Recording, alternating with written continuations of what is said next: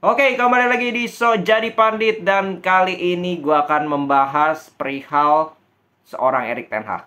Ya ini untuk fans MU, kalian harus mendengarkan sampai akhir karena ini gue akan bahas tentang pelatih kalian Erik ten Hag yang menurut gue dan juga menurut media-media di seluruh muka bumi ini adalah ruthless atau kejam. Ya kejam Erik ten Hag. Ada 3 kasus yang membuat Erik ten Hag ini begitu kejam. Yang pertama, kasusnya Ronaldo di awal musim ketika dia baru gabung ke MU dia bilang Ronaldo legend atau apa dia masih bisa bekerja sama dengan baik dengan dia dan bla bla bla dia masih bisa berkontribusi lewat golnya dan lain-lain. Ujung-ujungnya Ronaldo dicadangin dan akhirnya terjadilah drama-drama yang gak jelas, Ronaldo out. Itu yang pertama. Yang kedua, dia memuji David De Gea. Dia kiper kami walaupun kemarin itu sempat yang dia setelah blunder di Europa League kalau nggak salah Ten Hag masih defend dia. Dia bilangin dia kiper kami, dia menyelamatkan kami, bla bla bla bla. Ujung-ujungnya cabut, nggak diperpanjang. Nggak diperpanjang kasusnya karena kontraknya sudah diturunin gajinya, dia sudah accept, diturunin lagi oleh Erik ten Hag. Sehingga dia nggak terima. Yang kedua, yang ketiga, yang baru-baru ini yaitu Harry Maguire resmi dicopot. Dicopot statusnya sebagai kapten Manchester United. Ya mungkin yang ketiga ini bisa gue katakan ini sudah predictable. Karena kalau kita lihat dari kontribusi seorang Harry Maguire musim lalu itu hampir nggak dipakai. Hampir nggak dipakai oleh Erik ten Hag, bahkan ketika Lisandro maupun Varane absen, yang dipaksa ke center back itu Luke Shaw beberapa kali. Ya Maguire memang beberapa kali juga main, tapi nggak terlalu sering. Bahkan bisa gue katakan sedikit sekali jam bermainnya Maguire di eranya Erik ten Hag dibandingkan era pelatih-pelatih sebelumnya maupun Rangnick maupun Ole Gunnar Solskjaer itu begitu jauh perbedaannya. Sehingga kan sudah ini ada petanda gitu bahwa Erik ten Hag tidak mengandalkan Maguire di dalam starting 11-nya. Dan ketika seorang kapten bahkan tidak bermain, tidak sering bermain, tidak selalu bermain sebagai starter, gimana dia bisa memberikan kontribusi langsung ke skuadnya. Maka dari itu biasanya kapten itu harus selalu main. Ya makanya gue juga heran Maguire ini tetap dipertahankan musim ini. Mungkin karena Erik ten Hag baru ini musim pertamanya, jadi dia nggak terlalu straight lah, nggak terlalu menunjukkan kekejamannya. Dia mainnya pelan-pelan ya kan, bertahap, dan ujung-ujungnya ya dia tetap membuktikan otoritasnya di ruang ganti itu seperti apa dengan mencopot status Maguire sebagai kapten di musim ini. Ya, itu sudah diungkapkan oleh Maguire sendiri dan juga oleh Manchester United. Nah, perihal calon kaptennya ada beberapa nama. Tentu saja nama pertama adalah kapten kedua dari Manchester United yaitu Bruno Fernandes. Lalu kedua itu bisa kalau menurut gue Luke Shaw. Karena dia sudah senior, itu yang pertama. Yang kedua, Luke Shaw ini kan pemain yang eksplosif, yang suka dikit-dikit protes. Ini dua calon kapten yang berbeda. Bruno itu lebih eksplosif, dia sering protes sana sini. Sedangkan Luke Shaw lebih kalem, lebih mungkin itu sosok yang diinginkan oleh Erik ten Hag juga untuk menjadi kapten. Dia bisa membuat ketenangan di dalam skuadnya, ini kan bisa aja Luke Shaw. Lalu ada kandidat lain mungkin, siapa ya kandidatnya? Varane? Bisa saja Varane atau Casemiro. Ini pemain-pemain yang sudah berpengalaman dan kelihatan emosionalnya ini sudah baik. Casemiro dan juga Varane, penampilan mereka stabil dan mereka ini di posisi yang penting, krusial. Satunya di DM, satunya di center back. Sehingga menurut gue ini calon-calon yang bisa dikatakan akan menjadi kandidat terkuat.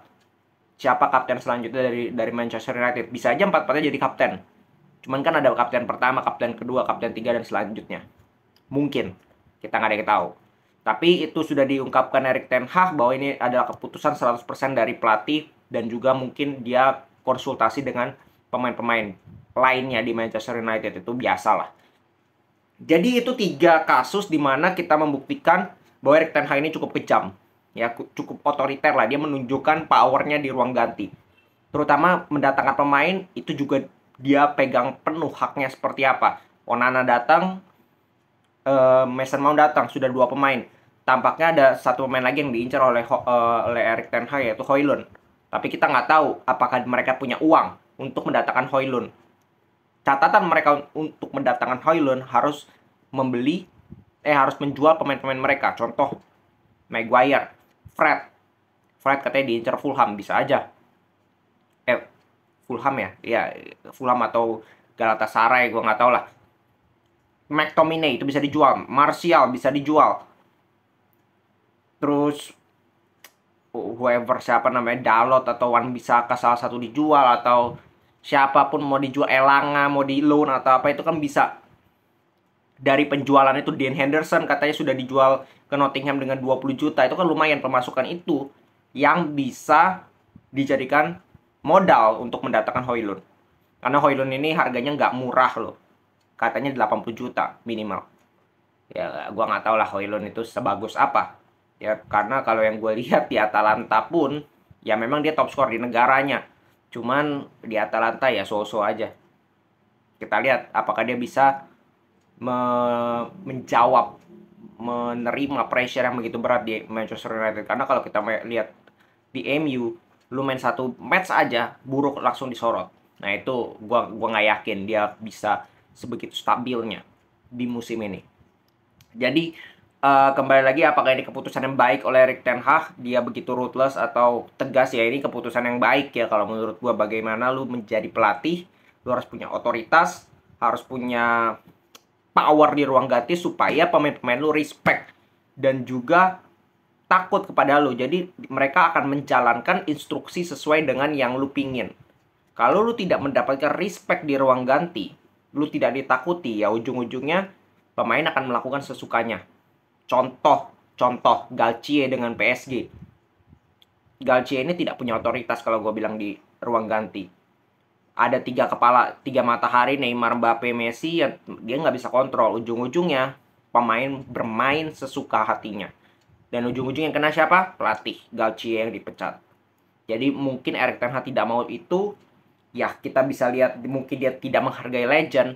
Ronaldo di out, De Gea di out. Tapi mungkin itu juga bisa menjadi suatu hal yang diperlukan Erik ten Hag untuk membawa Manchester United kembali ke jalur atau kembali ke persaingan juara Premier League. Mungkin, kita nggak ada yang tahu. Kita bisa nilai nanti ketika hasilnya seperti apa. Kalau hasilnya juara, maka keputusan-keputusan Erik ten Hag yang kontroversial ini bisa dikatakan benar. Tapi kalau nanti ujung-ujungnya ini gagal, atau ujung-ujungnya ini mengecewakan, maka ini bisa saja menjadi alasan Erik ten Hag dihajar oleh fans sendiri. Ya itu kan kembali lagi, end up-nya seperti apa, hasilnya seperti apa. Oke, dan kita masih menunggu siapa yang akan didatangkan oleh Manchester United. Karena menurutku 3 pemain nggak cukup.